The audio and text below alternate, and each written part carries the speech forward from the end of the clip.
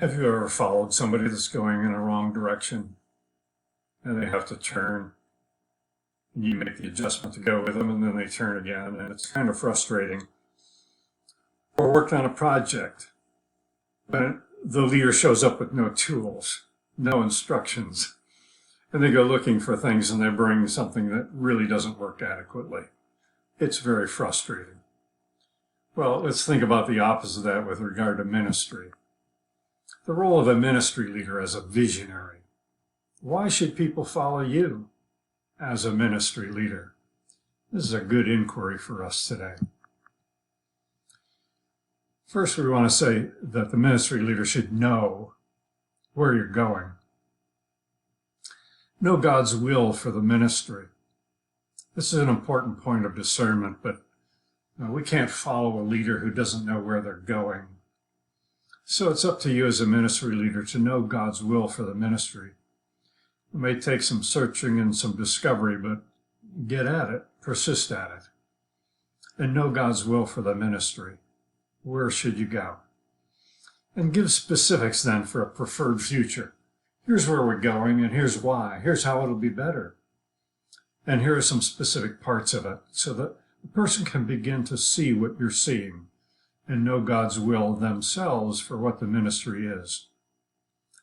Next, provide your personal example as a leader, that you know there are better alternatives to the status quo.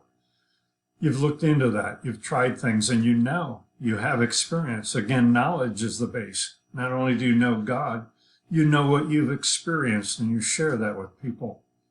And so that's exciting to them. They have confidence in you. And then know or believe that it can be done. If indeed God has called you to it, you know that it can be done by trusting Him to do it. And He will do it through you as well if He's called upon you as His leader. So know where you're going. That's a starting point for a ministry leader with vision. The second thing is to show where you're going. Present that need. Let others become aware of it, for your team especially, and also for those that you intend to reach by it. Show what you want to do and why you want to do it, how it will be carried out by the team, and how it will have a response or a provision for those that are being reached by your vision. Share the vision.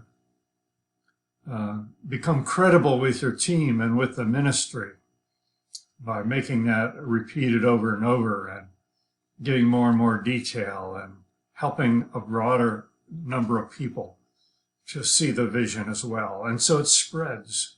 Show where you're going, show more and more people where you're going. And demonstrate commitment of your involvement for the ministry's best interest.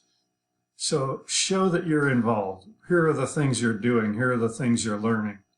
Here are the things you're developing as a way to go, and how it's best for the ministry.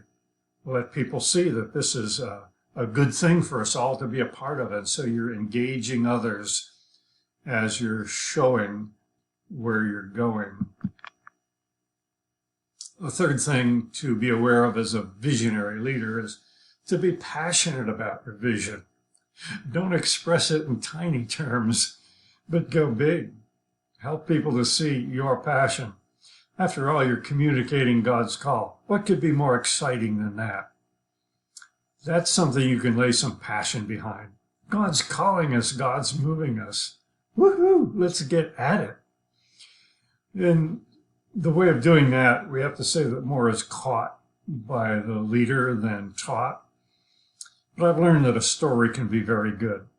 Here's how this vision came about. Here's how this call of God came about.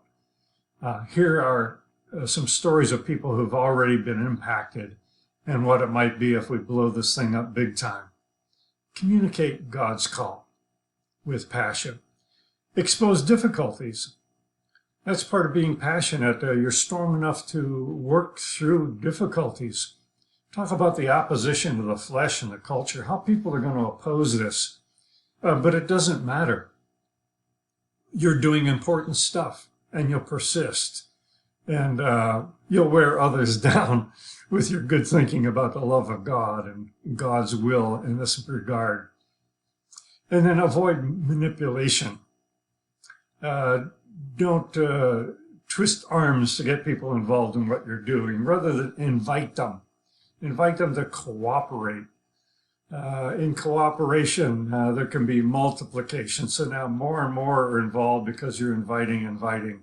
You don't protect the turf like, oh, this is God's call for me. Y'all get lost. But this is God's call for us. Woohoo, let's get in on it.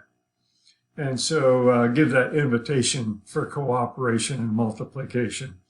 If we do these things, we'll be an exciting leader to follow. We'll inspire others to come along with us. So know God's call, show God's call, get passionate about God's call.